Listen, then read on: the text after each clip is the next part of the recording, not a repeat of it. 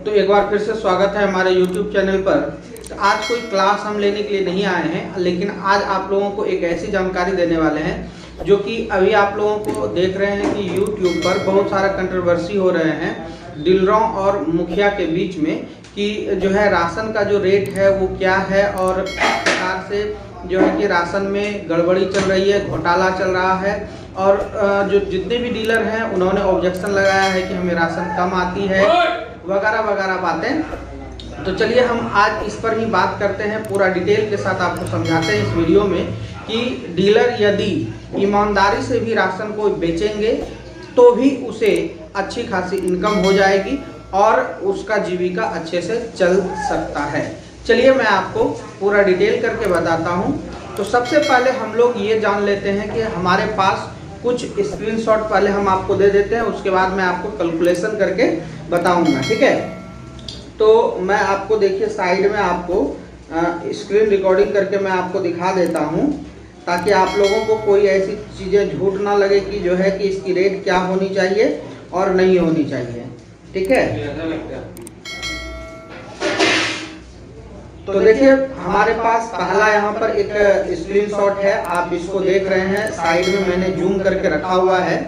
आप यहाँ पर देखिए कि जो AYY अभी जो AAY का जो राशन का रेट है वो आप यहाँ पर देख सकते हैं कि ये बिहार का है और इसका जो रेट है आप देख रहे हैं साइड में 2 रुपया और 3 रुपया समथिंग। तो मैं अभी आपको इस पर डिटेल कर दूंगा कि क्या रेट होती है और नहीं होती है, ठीक है। चलिए मैं सारा एक्सप्लेन करूंगा इस क्लास में।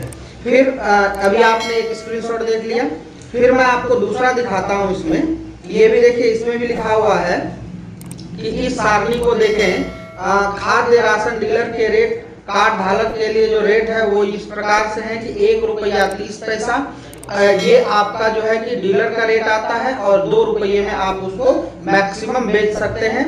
और फिर चावल का 2 रुपया 30 पैसा और इसको आप 3 रुपये पर बेच सकते हैं। केरोसिन की अभी मैं बात नहीं करता हूँ, ये मैं आपको बाद में इसका समझा दूंगा। फिर चलिए नेक्स्ट जो आपको दिख रहा है, नेक्स्ट यहाँ पर देखिए, यहाँ पर भी आपको रेट इन बिहार अभी जो है ना APL स्कीम है ना BPL स्कीम है, ओनली फॉर AAY है, ठीक है। BPL स्कीम में जो एक अंत्योदय हुआ करता था उसमें कम पैसे लगते थे और अनाज उसमें मिलता था, लेकिन अब वो नहीं है, ओनली फॉर AAY है, ठीक है, PHH और AYY। तो चलिए हम PHH वाला का ही बात कर लेते हैं, इसमें भी आपका यही रेट है, 2 और 3 आप नीचे देख रहे हैं। फिर चलिए मैं आपको नेक्स्ट इसमें बताता हूँ। अब मैं आपको कुछ कार्ड बता देता हूं ताकि आप ये देख लेंगे कि कितना कार्ड होता है।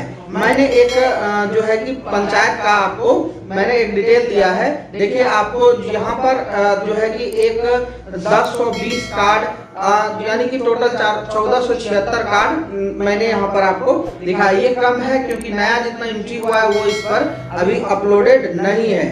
फिर आइए आपको एक यूनिट आपको दिखा देते हैं कि एक घर में जो है कि औसतन यूनिट कितनी होती है।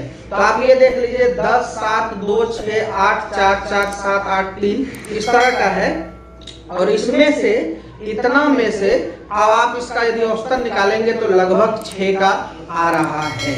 अब आइए मैं आपको कुछ अपने हिसाब से मैं आपको समझाता हूं कि इससे कितना बेनिफिट एक डीलर को हो सकती है। तो देखिए यदि हम बात करें तो इसका जो रेट आता है वो 1 रुपया 30 पैसा प्रति केजी के दर से, ठीक है, प्रति केजी के दर से ये हम लोगों को डीलरों को जो है कि दिया जाता है। ये डीलरों का रेट है। और यही यदि हम बात करें तो चावल का तो 2 रुपया 30 पैसा प्रति केजी जो है ये डीलरों का रेट है, ठीक है।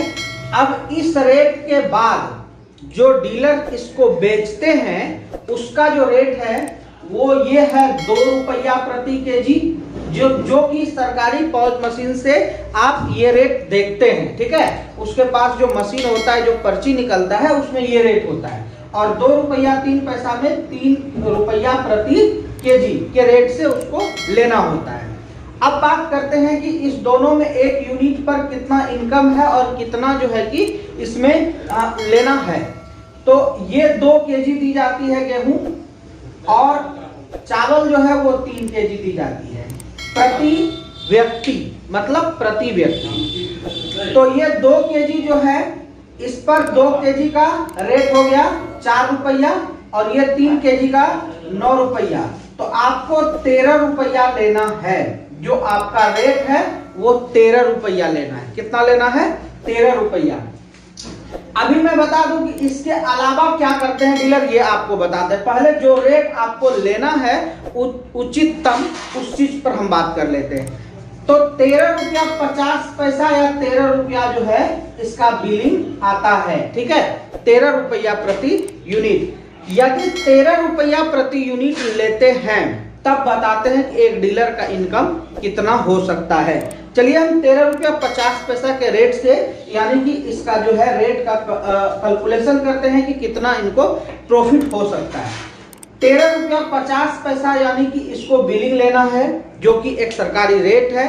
13 रुपया या 13 रुपया 50 पैसा। बिहार में कहीं कहीं इसका जो है रेट थोड़ा बहुत ऊपर नीचे है। 13 रुपया 20 पैसा, 13 रुपया 30 पैसा, 13 रुपया। तो हमने औसतन 13 रुपया 50 पैसा किया। अब लागत पर बात कर लेते हैं। तो लागत में देखिए 1 रुपया 30 पैसा और 2 रुपया 30 पैसा पर आपको राशन खरीदारी हो रही है, यानी कि प्रति केजी आपको 70 पैसा की बचत है, 70 पैसा पर केजी। ठीक है, अब 5 किलो का बात करते हैं। एक यूनिट में होता है 5 किलो। 5 किलो में 2 किलो गेहूं, 3 किलो चावल। तो 5 से हम इसको मल्टीप्लाई करते हैं तो 3 रुपया 50 पैसा आपको एक यूनिट पर बच रहा है। अब आइए कि 3 रुपया 50 पैसा यूनिट बच रहा है। हमने औसतन बात किया था कि जो कार्डधारी है उस कार्डधारी का जो औसतन, मतलब उसके घर में मेंबरों की जो संख्या है वो आपका समथिंग 6 आता है। ये मैंने आपको कैलकुलेट करके बताया था। जो भी क्षेत्रीय ग्रामीण क्षेत्र में है उनका 6 अभी भी हैं। यदि मैं आपको बता दूं उसके घर का, तो जैसे माता पिता तो फिक्स हैं, उनके 2 बच्चे तो कम से कम होंगे ही, और फिर जिस कार्डधारी का नाम है उसका माता पिता और स्वयं कार्डधारी, तो 6 कम से कम आपका तो ये नॉर्मल है। यदि अभी भी अशिक्षित परिवार से हैं तो अभी भी उनके घर के पॉपुलेशन ज्यादा होते हैं और अभी भी ज्यादा हैं। अब बात कर लेते हैं कि 6 में यदि हम इससे मल्टीप्लाई करते हैं तो ये आपका 6 × 18 21 रुपया पर प्रति घर। ये 6 यूनिट एक घर का, एक व्यक्ति का 3.5 रुपया। एक व्यक्ति का 3.5 कहां से आया? तो 70 पैसा पर केजी बचा करके। तो आप 21 रुपया प्रति घर क्या कर रहे हैं? प्रॉफिट कर रहे हैं। क्या कर रहे हैं? प्रॉफिट। वो भी किस रेट में? जो आपका सरकारी रेट है उस रेट में आप प्रॉफिट कर रहे हैं। अब आइए इसके बाद जब 21 रुपया आप इसमें प्रॉफिट कर रहे हैं तो मैंने आपको बताया था कि किसी भी गांव में एक लगभग यदि कार्ड होता है तो 1000 प्लस एक डीलरों के पास होता है। अब इस 1000 प्लस का बात करते हैं तो आप इसको मल्टीप्लाई कीजिए इससे, तो आपका ये समथिंग, ये तो ज्यादा था लेकिन मैंने आपको बताया ये ज्यादा जिसका रहेगा समथिंग, मान लीजिए मैं 1200 का कैलकुलेशन करता हूं तो 12 दूनी 24, लगभग 25,000 रुपया महीना जो है कि इनका इनकम होता है। अब आइए हम यदि 25,000 रुपया महीना इनकम की बात यदि आपको मैंने बता दिया, तो अब आइए कि यदि कोई सरकारी व्यक्ति है तो उसका कितना इनकम है आप उसको देख लीजिए। अभी यदि आप कोई भी प्राइमरी टीचर है, फर्स्ट स्टेज में प्राइमरी टीचर है, तो इसकी भी सैलरी जो है स्टार्टिंग में आपका 17 या 20 से आसपास, 17 से लेकर के 24-25 के आसपास अभी होगा। ठीक है, ये आप देख सकते हैं कि उसका 7 पे लागू होने के बाद भी वो 17 से 25,000 रुपया महीना कमा रहे हैं, और एक डीलर यदि सही रेट में अनाज देगा तो भी वो 25,000 रुपया प्रति माह कमा सकते हैं। और इस टीचर को एक महीना यानी कि 30 दिन काम करना है, जिसमें 4 संडे को केवल छुट्टी मिलेगी।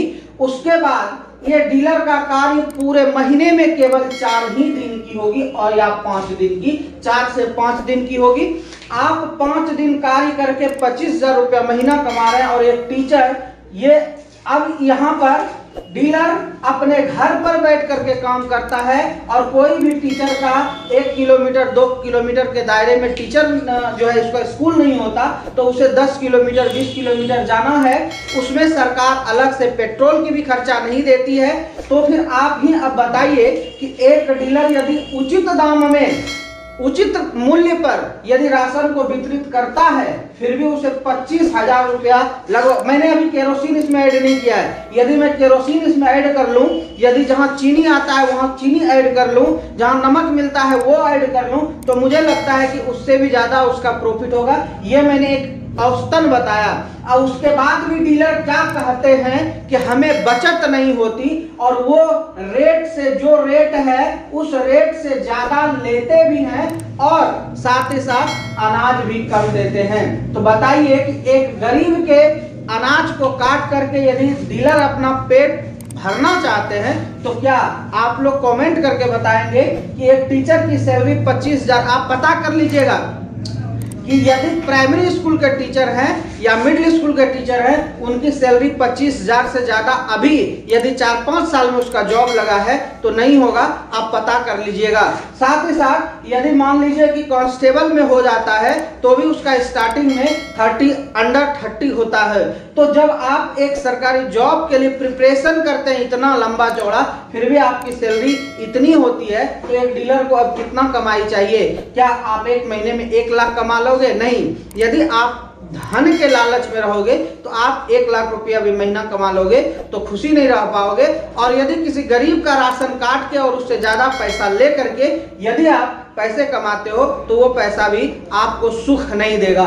तो ये हमने आपको पूरा कैलकुलेशन आज बताया कि एक राशन कार्ड धारी को 1-1 रुपये का ज्यादा देने से एक डीलरों पर कितना पैसा चला जाता है। अब आइए मैं थोड़ा सा बात कर लेता हूं कि यदि घूसखोरी कर रहे हैं तब कितना कमाई होती होगी, ये आप थोड़ा सा इसका आंकलन कर लीजिए।